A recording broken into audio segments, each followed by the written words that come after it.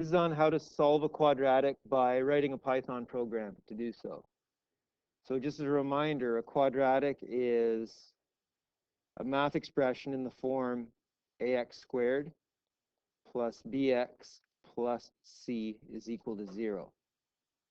Now, if you try and solve this normally, I would say, if you try and solve this the way you solve a linear expression by subtracting and dividing, because of that squared term, you would end up going around in circles and trying to do so. So the solution is a formula that people have come up with, and I can link a video below to show you how the formula is developed. But the solution to this is that x is equal to negative b plus or minus the square root of b squared minus 4ac all over 2a. So I'm going to show you how to write a program that implements this. Now, the plus or minus actually means that there are two solutions. And the meaning of the two solutions is that you're going to have one solution where it is negative b plus the square root of b squared minus 4ac all over 2a. And then the other solution, let's call that x2, is where we're subtracting. So that's negative b minus the square root of b squared minus 4ac. And again, all divided by 2a. So the solution to this is actually two solutions. So we've got to write a program that will enter each of these two formulae in.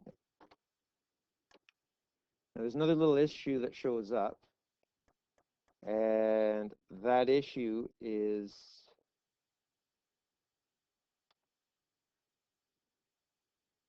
there's not always a solution. You see, this is solving a parabola where a parabola meets the x-axis. So if it goes like that, I'm going to have two solutions, one here and one here. That's what each of these numbers represent. They tell us where the x-axis meets here and there. However, there's the possibility that the parabola goes like that, in which case there's no solution. If you look closely at the formula, it contains a square root, the square root of b squared minus 4ac. Now, you can't square root a negative. You can't square root a negative.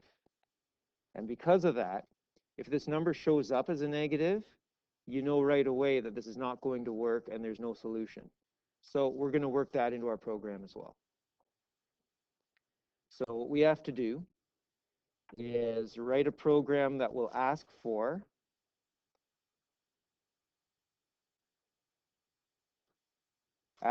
A, B, and C. We're going to understand those to be the A that's multiplied by x squared, the B that's multiplied by x, and the C in this equation here. Our program is then going to calculate, well, first it's going to check b squared minus 4ac and make sure that that's greater than or equal to 0. Because if it's less than 0, it's a negative. And if it's a negative, we're in this case here where there's no solution. And then once we're done checking, we're going to calculate x1, which is negative b plus or minus the square root of b squared minus 4ac over 2a. Sorry, it's not plus or minus, it's just plus. And we're going to calculate x2, where x2 is negative b minus the square root of b squared minus 4ac all divided by 2a. So I'll show you how to enter all those three things in Python. So remember, your program must, 1, ask for a, b, and c, where you understand that those are the a, b, and c value of this equation. 2, check to see if there's actually an answer. And then 3, if there is an answer, so that's going to be an if statement to figure this out. If there is an answer, then we're going to find the two answers. And if there's not an answer, so I'll call that else, state that there's no answer. state that there is no real answer. If you study a topic called complex math, you can learn how to find a complex answer or partially imaginary answer, but there's no real answer. Okay, so let's do number one. Number one is going to be ask for A, B, and C. So I have this set up here already, and this is going to solve quadratics. So the first thing I've got to do, and it's always good to put comments in so you know what your program's doing. One, ask A, B, and C of ax squared plus bx plus c equals 0. So the assumption is that that formula is built into it. So A equals input, enter A. Now I need to convert it. And what you've learned before was to convert things into an integer so you can do arithmetic with it, but watch, I'm going to call it a float. Now a float is a number that allows decimals because quite often that number will have a decimal in it. So I want to enter A.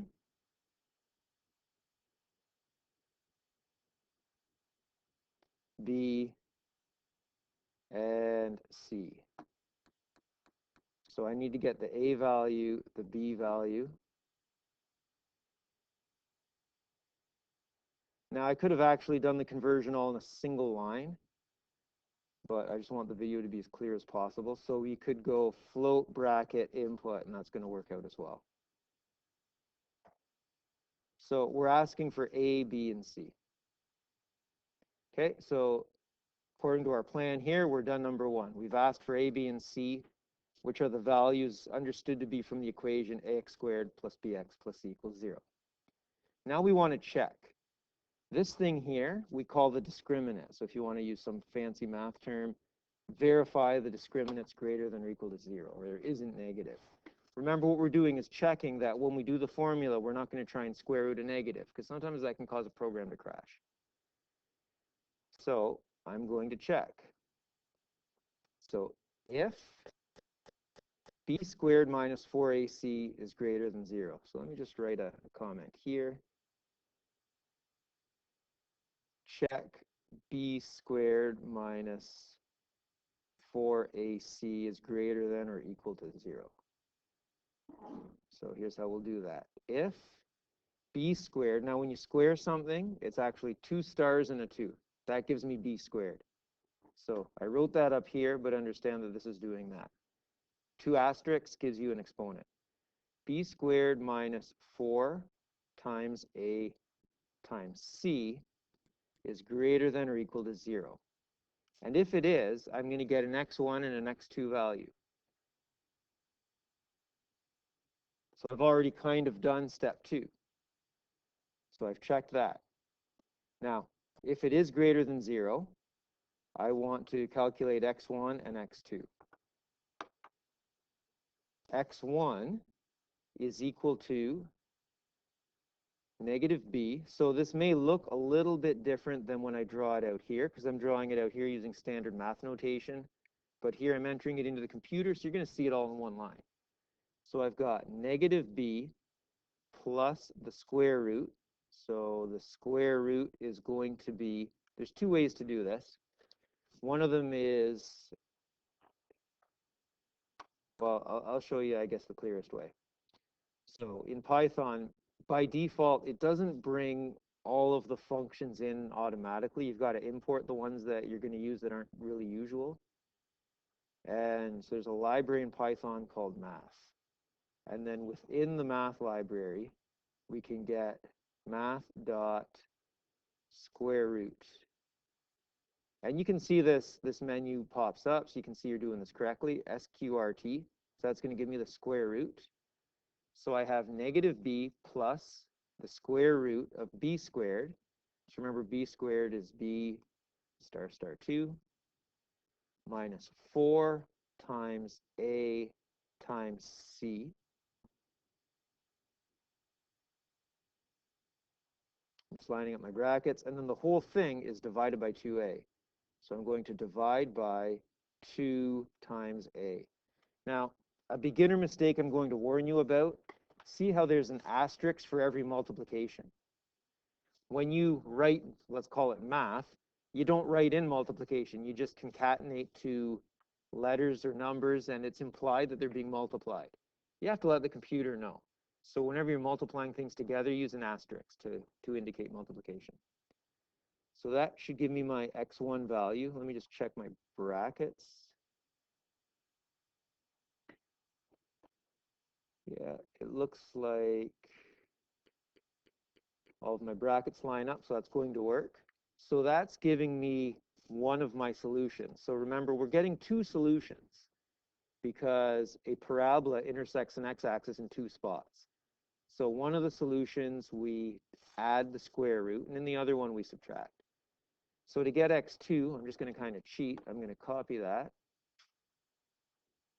Whoops, what happened there?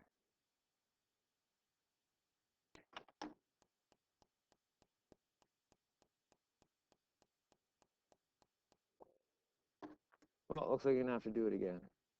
I meant to hit Control-C to copy, and I think I hit Control-Z to undo. No worries. In case you missed that before, you'll see me enter it again. I'll just do it a little bit quicker this time. So we've got x1 is equal to negative b plus the square root of b squared minus 4 times a times c. And this whole thing is being divided by 2a. Watch the brackets closely. The way I set up those brackets from the beginning to the end here ensures that this entire expression is divided by 2a, not just the last part, because the programming language here follows BEDMAS, the usual order of math operations. Okay, so I'm going to copy that line. And now I'm finding my x2 value. Now what's the difference between my first and my second solution?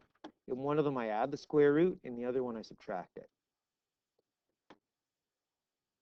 So here I'm subtracting it. So those are my two answers. Now I'm only going to find these answers if there actually is a solution. So I'm going to print it within this if statement as well. Print the solutions, and there's two of them, are x1 and x2. Now, x1 and x2 are going to be these long numbers. I'm going to round them a bit. So let me round them. So I'm going to round x1 to like 3 decimal places, 2 decimal places, and x2 as well.